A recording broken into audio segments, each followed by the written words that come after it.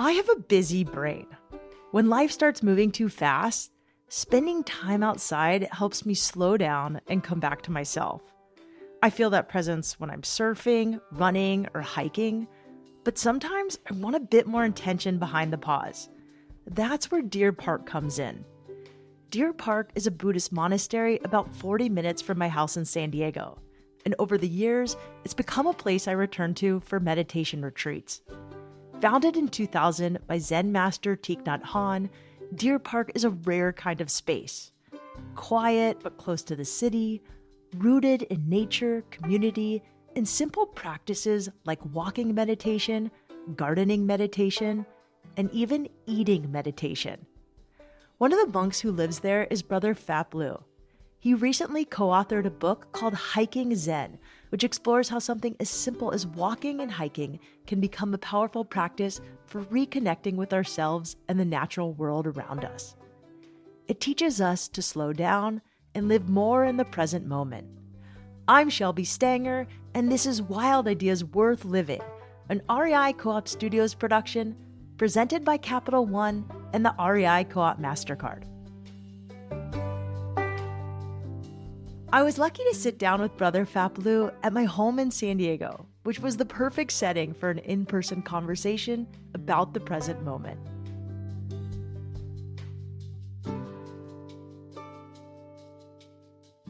Brother Phap Luu, welcome to Wild Ideas Worth Living. Thank you. I actually think I met you in 2006, the very first time I went to Deer Park Monastery. I was the novice monk in 2006. So if you're listening, it's a really cool scene right now. I'm talking to Brother Phap Luu, and he sounds like, anybody I'm talking to on Wild Ideas Worth Living.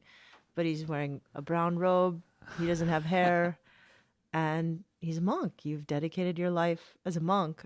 And, the team knows that Deer Park Monastery and Buddhism is very special to me. And we were trying to figure out a way to have you guys on the podcast for quite a long time because nature is such a big part of your lives. And when you came out with a book about hiking Zen, I was really excited.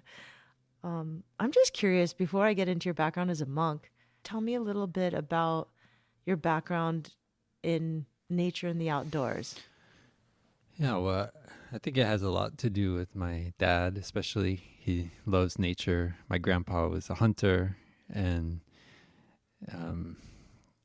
my dad grew up loving being out with my grandpa.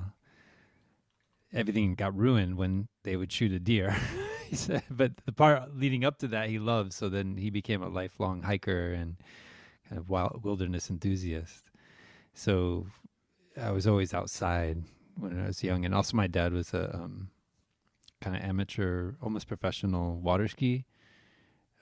My grandpa had a boat shop, so he grew up water skiing when that was really getting big in the 60s. And he used to do like the pyramids where people would all be that's so cool. Or do the clown show. They'd have water ski shows like the circus clown shows with water skis. He'd be the clown on the skis, or going over the jump and then falling and things like that. So, but he was a slalom expert in water skiing. So anyway, I kind of grew up in that space where it's just natural to be outside all the time.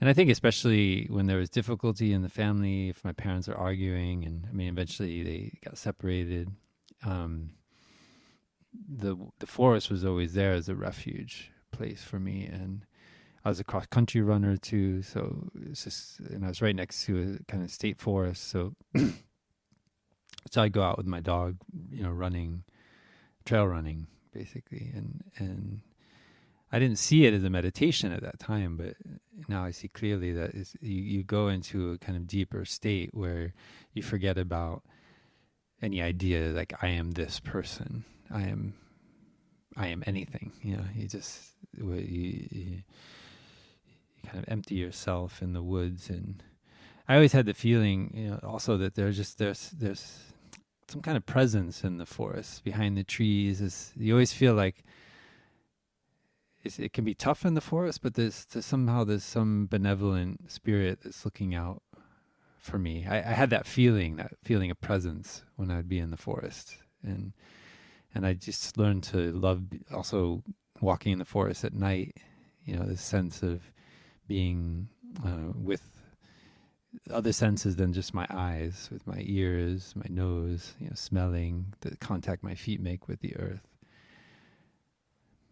It's always seemed something very sacred to me.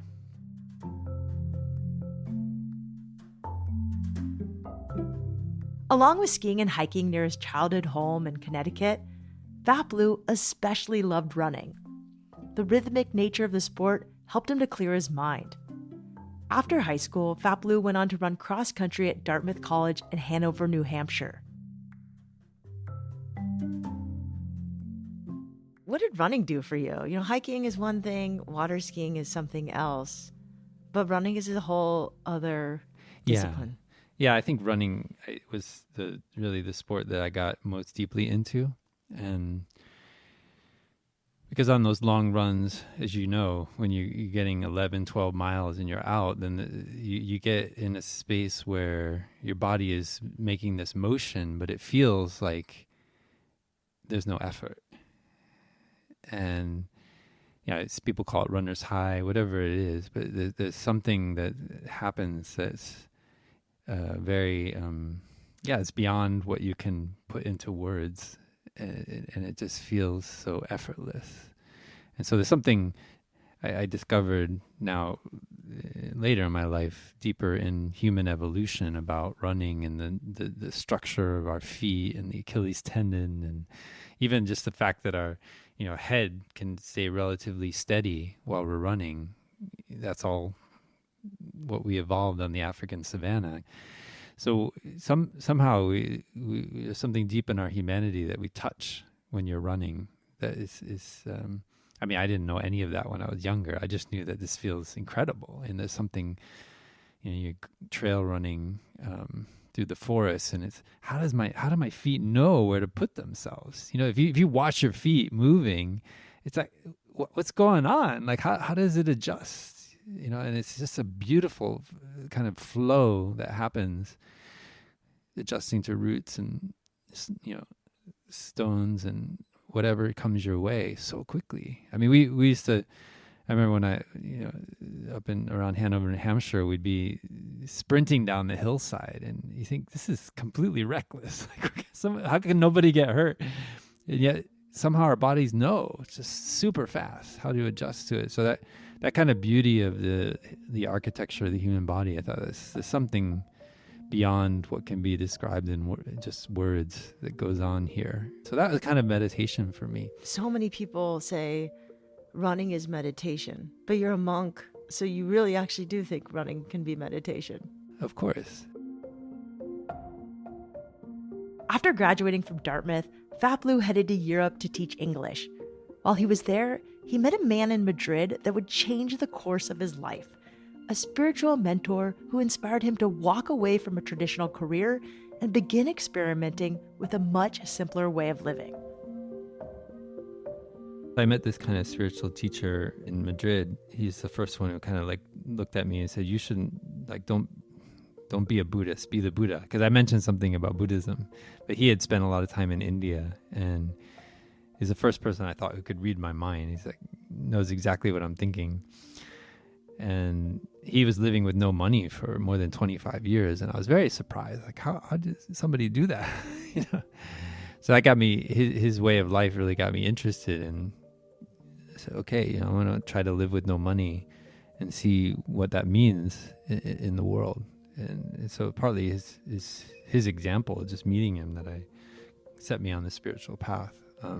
But he wasn't teaching meditation. So I was kind of struggling to figure out how to get what he's got. As he explored alternatives to a conventional way of living, Phap Luu spent time with an activist community in Spain. The group initially lived together in abandoned buildings before relocating to a quiet rural village. There, they focused on growing their own food and living with a closer connection to the land. But like many experimental communities, differences in perspective emerged, and the resulting tension deeply affected Phap Luu.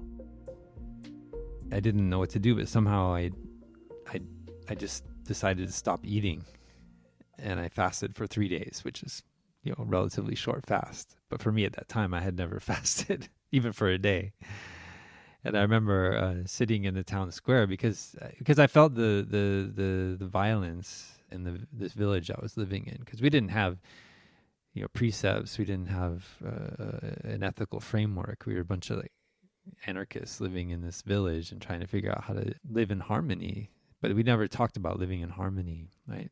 So then I just decided, okay, I'm just gonna stop eating and fast. It was kind of like a protest to the violence that I felt coming up in the village. And so I just sat in the town center and made clover tea every day and didn't eat for 3 days. So that was a kind of meditation practice.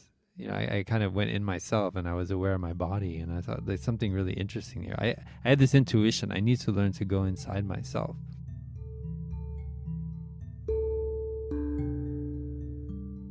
Eight months after his first fast, Phap Luu returned to the United States. His time abroad had sparked a deeper spiritual curiosity.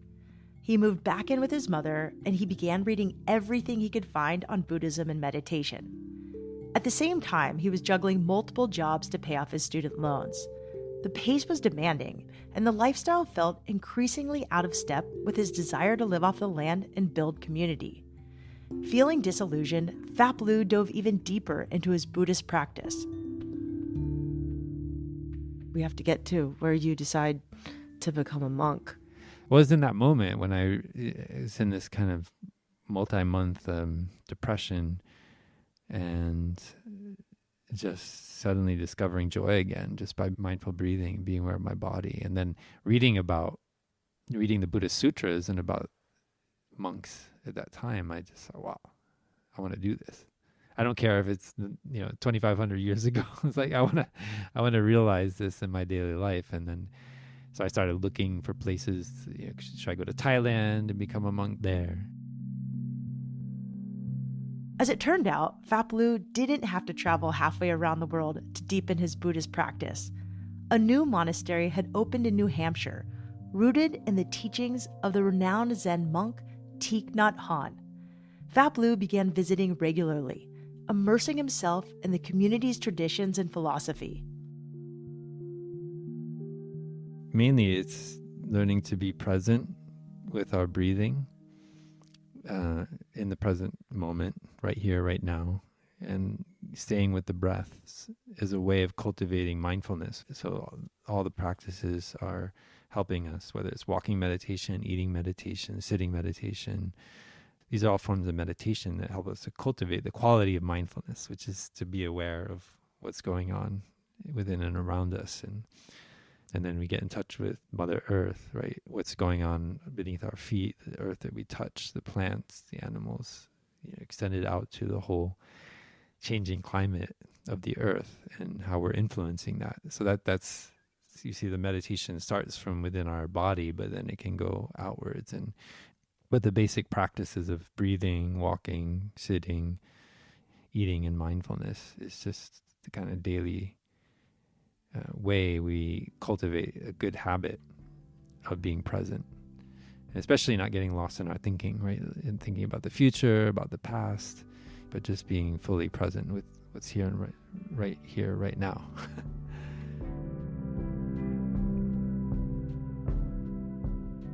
Phap Luu continued practicing Buddhism while working to pay off his student loans. On the day he made his final payment, he packed his bags and moved to Plum Village, the primary monastery founded by Thich Nhat Hanh in France. It was a decisive turning point. Phap Luu lived and worked at Plum Village for years, and in 2003, he became ordained as a monk there.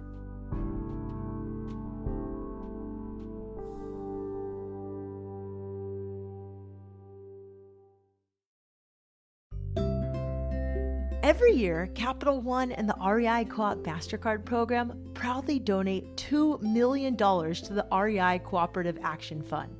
The fund supports hundreds of nonprofit partners that are creating a more equitable outdoors for everyone. You've even heard of some of their stories on the podcast.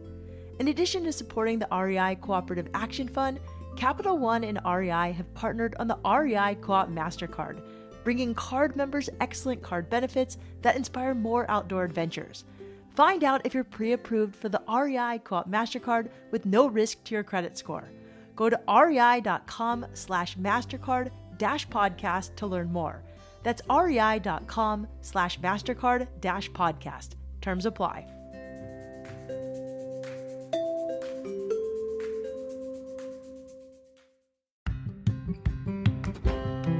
More than 100 years ago, Nikon's very first product was actually binoculars. That's right, not cameras, binoculars. Today, Nikon is still crushing it in the optics game.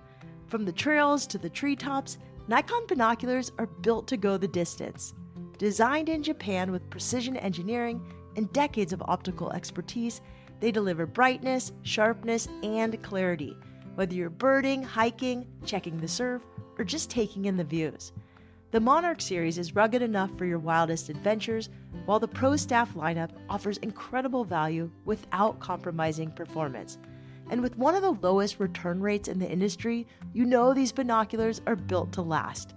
So next time you're out chasing wild ideas, bring a pair of Nikon binoculars and see the world like never before. What are you waiting for? Head to your local REI store or rei.com and grab a pair today.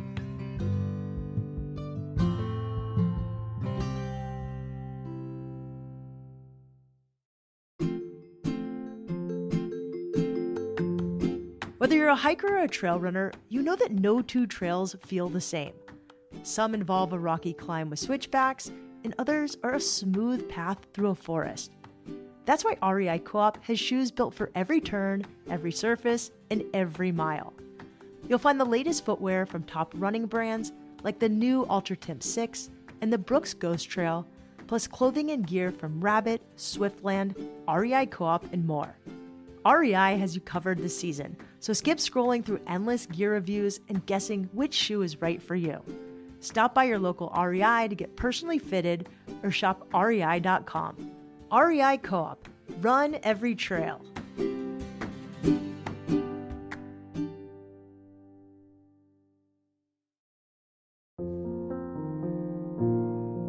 In 2006, Brother Phap Luu moved to Deer Park Monastery, about 40 miles northeast of downtown San Diego.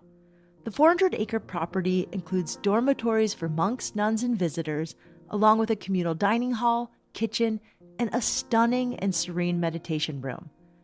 But most of the land remains wild, with trails winding through a coastal desert landscape of rock, sage, oak trees, and succulents. It feels like a glimpse of what San Diego may have looked like 100 years ago. When you're there, you can hear the wildlife that keeps its distance from the city nearby. Owls hooting, insects chirping, and coyotes howling at night.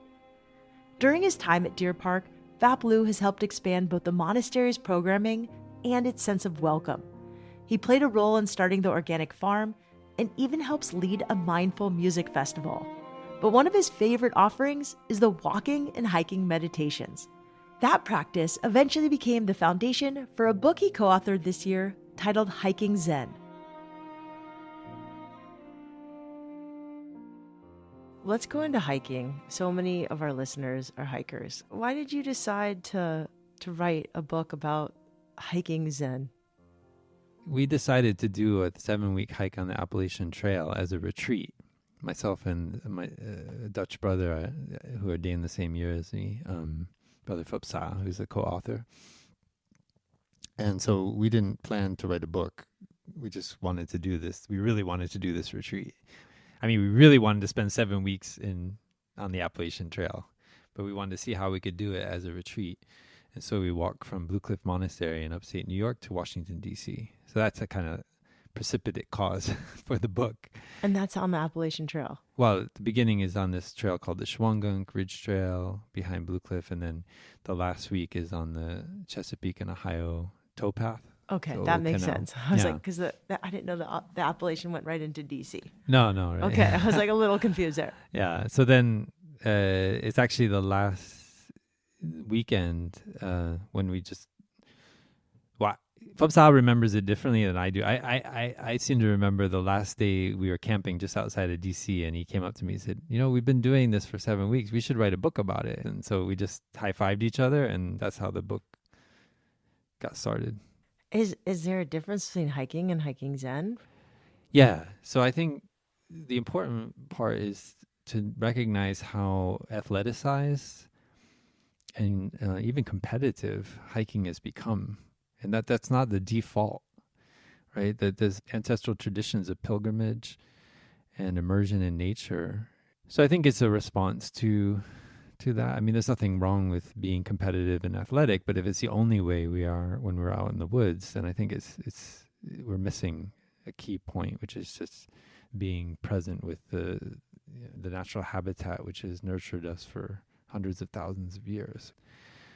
And so it helps us when we slow down a bit, because it helps to slow down first to practice mindfulness. I mean, mindfulness is not slowness, but it helps at the beginning to train yourself, to retrain yourself how to do walking, how to really be present with the contact your foot makes with the earth, being aware of your breathing and so forth, coming down, being with your body instead of in your thinking.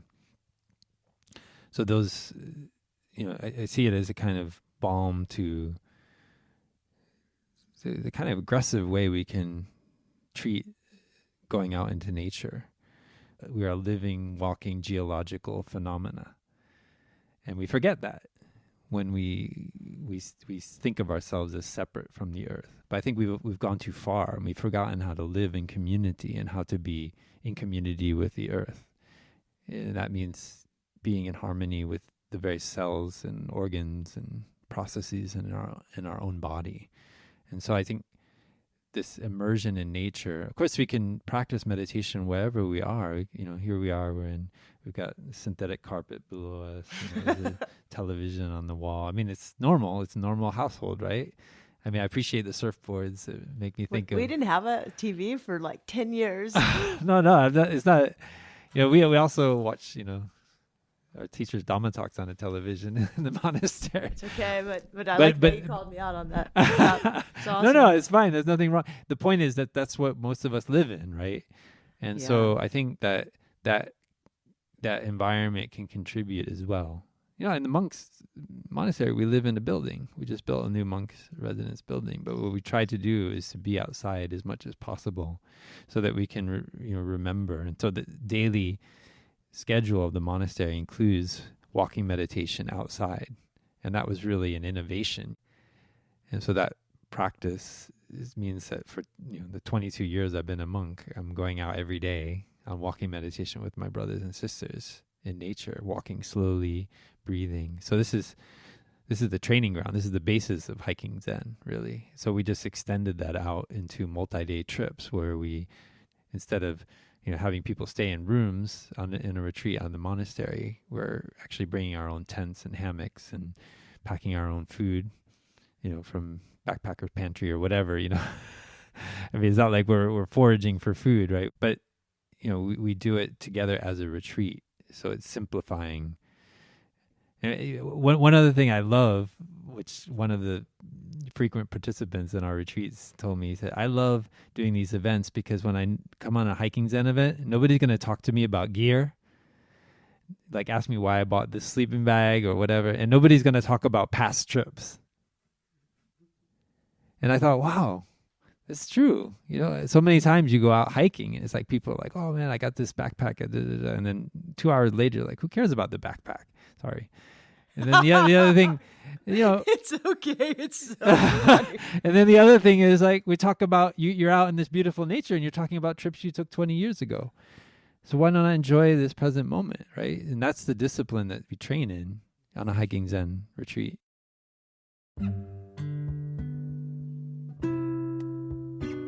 While remaining fully present might seem hard or even boring, it can also be deeply revealing.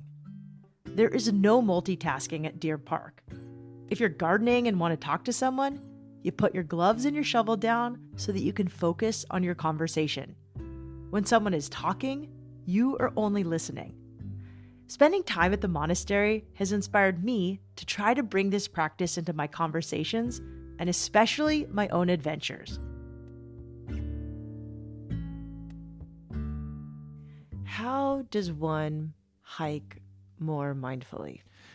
So I think the first is to be aware of two main things, is our breathing and our step, and coordinating the breathing and the step. So first is just where you are. You might like to take a moment and just practice, stand up and bring all your attention back to the breathing. Of course, you hear my voice, but that's just the guidance. You bring your attention to your breathing, and then you take a step. So maybe on one step on the in-breath, or one step on the out-breath. And you're aware of the contact your feet make with the earth. You're aware of your breathing, you're aware of your step. And then if you notice you get off in your thinking, then bring your attention back to the breathing, then reconnect with the step. And you can start just in, out, in, out. That's slow walking meditation we often do inside.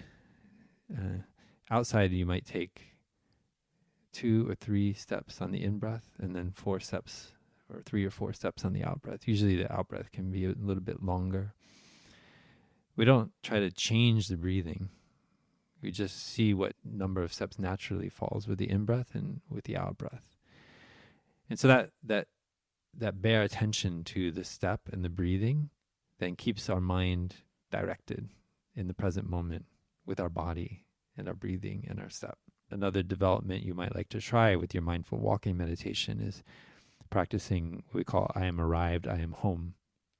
We don't need to be at this place or that place and say that's the place at home. That's where I feel relaxed. Everywhere else outside of that, I have fear. I just want to get back to that place where I'm safe.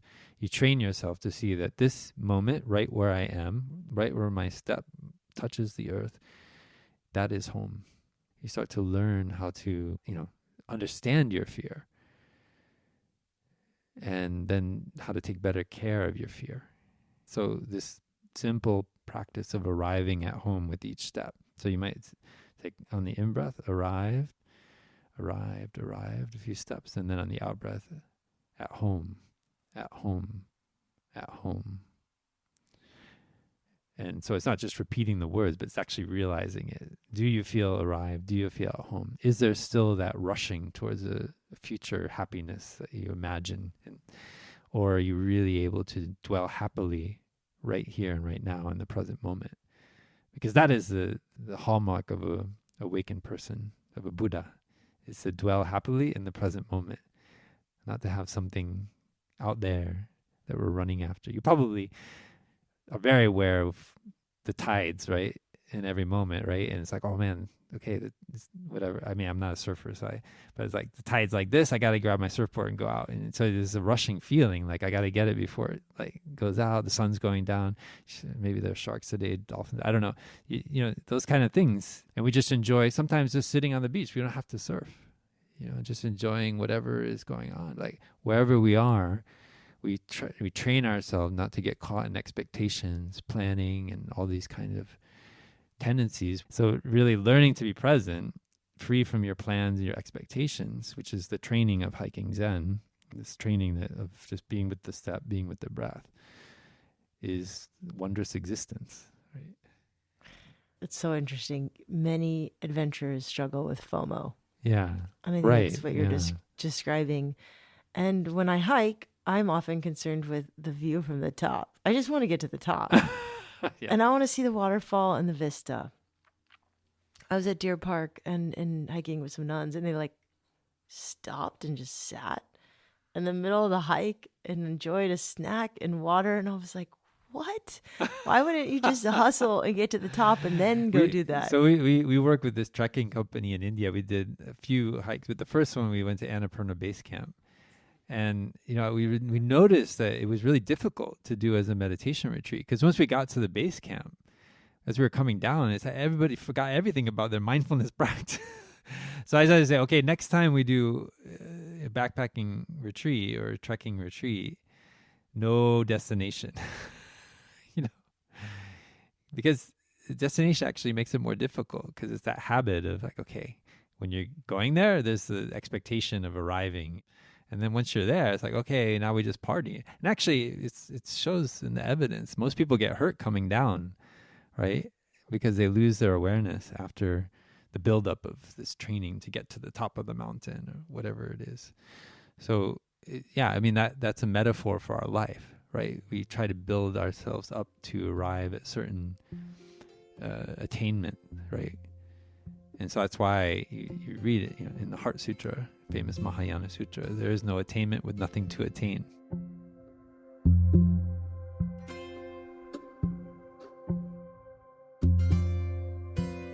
Next time you get outside, try not to get hung up on the destination or the accomplishment at the end of your adventure. You don't necessarily need to meditate, but there's so much to gain if you can focus on enjoying every step in the present moment. You can find Brother Phap Luu's book, Hiking Zen, wherever books are sold. You can also learn more about Deer Park Monastery at deerparkmonastery.org. I highly recommend a multi-day retreat or visiting on a Sunday, which is their day of mindfulness. You can find out more on their website. Wild Ideas Worth Living is part of the REI Podcast Network. It's hosted by me, Shelby Stanger, produced by Annie Fassler, Sylvia Thomas, and Sam Pierce-Nitzberg of Puddle Creative. Our senior producer is Jenny Barber.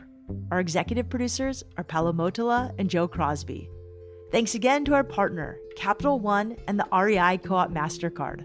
As always, we love it when you follow the show, take time to rate it, and write a review wherever you listen.